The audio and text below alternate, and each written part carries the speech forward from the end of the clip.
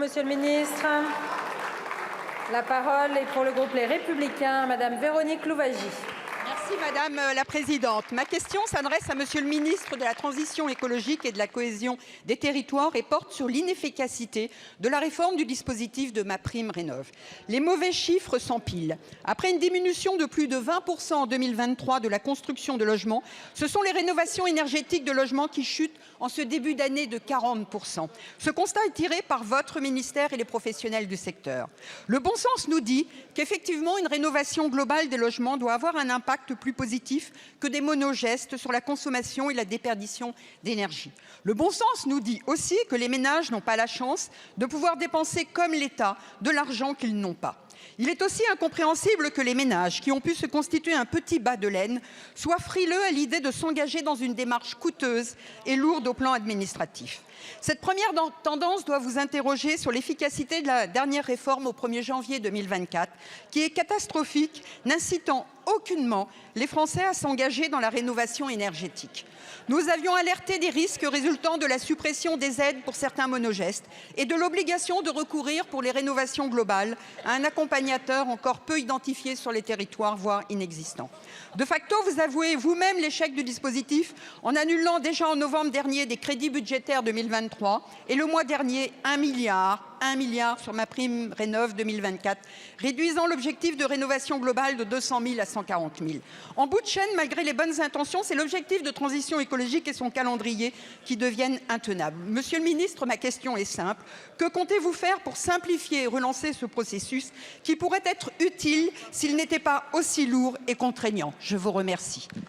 Je vous remercie, ma chère collègue. La parole est à Monsieur Christophe Béchu, ministre de la Transition écologique et de la cohésion des territoires. Merci Madame la Présidente. Madame la députée Louwagie. D'abord, je vais vous dire que vendredi dernier, nous avons officialisé, après 2 réunions de travail avec la CAPEB et la FFB, le fait de revenir sur ce qui était censé intervenir au 1er janvier de cette année.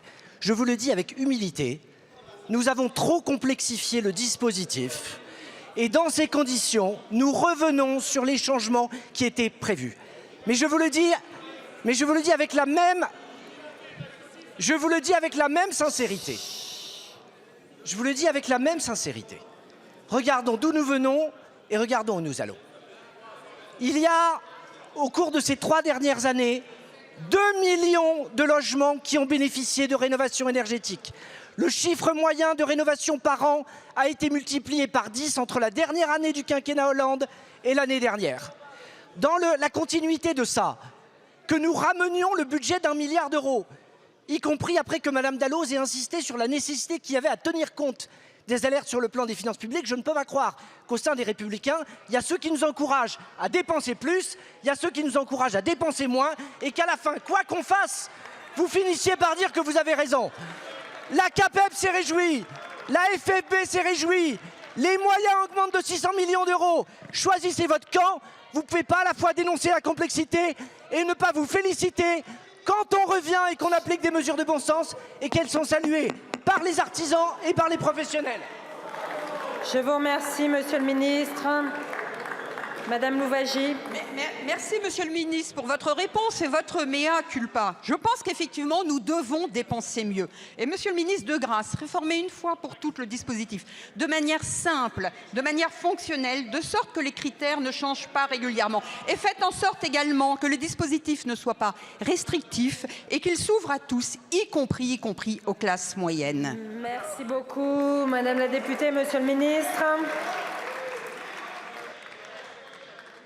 Madame la députée Véronique Louwagie, vous savez à quel point notre majorité a l'habitude de faire silence quand vous parlez pour écouter ce que vous avez à dire, car nous savons que vous portez souvent la voix à la fois d'une modération et d'un caractère constructif. Et je vous le dis de manière très claire, dites-nous ce que nous pouvons encore simplifier, parce que l'intégralité de ce qui a été modifié vendredi, c'est ce que la CAPEB et la FFB nous ont demandé, en faisant en sorte de les écouter et de les suivre pour que précisément nous puissions tenir à la fois une ambition écologique et un soutien à un secteur dont nous connaissons l'attachement. Je vous remercie, Monsieur le ministre.